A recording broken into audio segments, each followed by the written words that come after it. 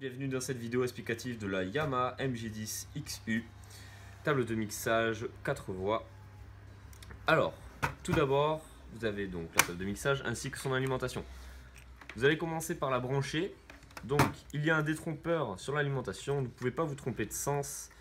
Il suffit juste de l'enfoncer sans forcer et de visser l'adaptateur. Une fois que cela a été effectué, vous pouvez brancher votre table de mixage au courant électrique et appuyer sur le bouton Power.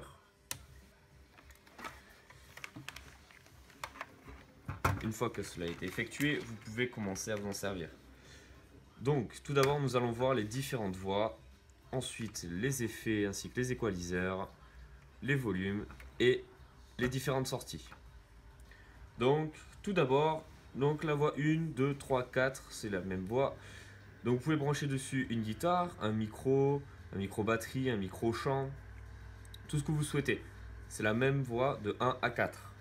Donc là, par exemple ici, je vais brancher un micro, type SM58, un micro chant. Je prends mon micro XLR, je le branche sur la voix 1, vous pouvez brancher en XLR ou en jack mono stéréo sur la voix. Je branche mon câble, je branche mon micro. Et ensuite, donc je branche sur ma sortie mon câble XLR vers mon enceinte. Ici. Et je pars vers mon enceinte auto-amplifiée. Ici. Une fois que cela s'est été effectué, je peux me servir de ma voix. Tout d'abord, j'augmente un peu le gain. J'augmente le volume de la voix. Et ensuite, j'augmente le volume général, le rouge, stéréo level.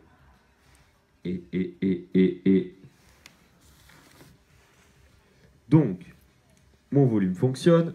Maintenant, je peux commencer à effectuer mes différents réglages. Tout d'abord, ici, vous avez HPF et PAD. HPF correspond aux voix graves, si vous voulez les couper ou pas. Si vous voulez les couper, par exemple, pour un micro-chant, vous n'avez pas forcément besoin de très grosses fréquences basses. Vous les coupez. Le pad ici sert si vous branchez une ligne, une platine, une DI ou un clavier, vous mettez le pad, ce qui va diminuer l'entrée. Ensuite, vous pouvez augmenter le gain. Le gain est la puissance de votre voix. Si par exemple, vous demandez un peu plus de puissance, vous augmentez votre gain et vous baissez votre volume. Si par exemple, le volume Larsen, vous entendez un son très aigu, vous baissez votre gain, vous augmentez votre volume. Jaune correspond au compresseur. Le compresseur permet d'effectuer une linéarisation sur la voix. Par exemple, si vous voulez plus distinguer la voix d'un micro ou si vous souhaitez entendre les percussions avec un peu que les percussions puissent frapper un peu plus, vous augmentez le compresseur. Cela va linéariser l'amplification. Si vous trouvez ça trop fort, vous baissez le volume et ensuite vous pouvez commencer à régler vos fréquences. Tout d'abord, la fréquence high qui permet de régler les fréquences hautes. Donc quelqu'un par exemple qui a une voix très aiguë, qui risque de larcener, vous baissez les fréquences hautes. Vous voulez un peu plus de chaleur dans votre voix, vous augmentez les fréquences du milieu et ensuite les fréquences basses. Ensuite, vous avez donc le bouton blanc qui permet d'envoyer un effet dans la voix.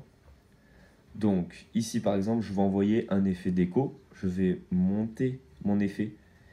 Et ensuite, ici, sur la tranche d'effet, je vais choisir l'effet que je veux intégrer sur ma voix. Alors ici, je vais prendre Reverb All 1. Je tourne le bouton jusqu'à arriver à 1. J'appuie pour sélectionner. Et ensuite, je mets en marche l'effet en appuyant sur FX On. Et ici, je commence à injecter mon effet dans la voix. Donc là, je rajoute un effet d'écho sur ma voix. Vous pouvez intégrer un seul effet sur chacune des voix. Ensuite, les voix de type ligne pour brancher un clavier, une platine, un téléphone sont les lignes 5, 6, 7, 8, 9, 10. Ici, on va brancher un téléphone, par exemple, ou un ordinateur avec un câble jack, mini jack.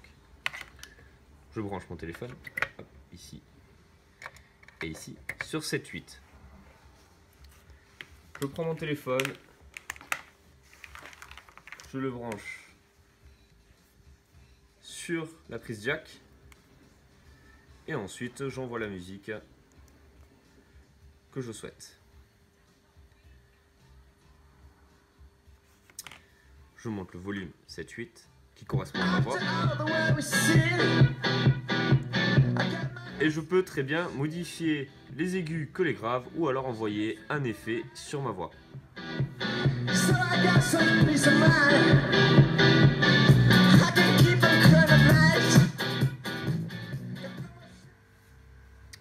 Ensuite, donc, au bout de toutes les voix, vous avez le bouton stéréo mono. Le bouton stéréo mono permet de choisir si vous voulez différencier la droite et la gauche de votre voix. Imaginons, je veux que mon micro à droite, je vais activer la stéréo et je vais basculer vers la droite sur ma voix 1. Le mieux est tout de même de le laisser en mono. Vous êtes sûr de trouver le même volume sur les deux voix de votre enceinte. Ensuite, donc le volume, level, stéréo, c'est le master de toutes les voix, je l'ai dit précédemment. Et ensuite, vous avez donc monitor phone. Le monitor phone est le volume que vous allez envoyer vers vos enceintes de retour pour vous écouter vous-même, qui se branche ici en jack ou en XLR. Pour les enceintes de façade, c'est stéréo out. C'est en XLR ou en jack. Donc ce n'est pas vraiment la même chose. Ici, vous avez le public. Ici, vous vous écoutez vous-même. Comme si vous aviez un casque. Ici, le casque. Donc ce bouton-là permet de modifier le retour ou le casque. Une fois l'utilisation terminée, vous baissez les volumes. Vous débranchez toutes vos lignes. Et ensuite, vous éteignez la table en appuyant sur son bouton marche arrêt et vous dévissez l'adaptateur et vous l'enlevez pour que dans le transport, elle ne s'abîme pas.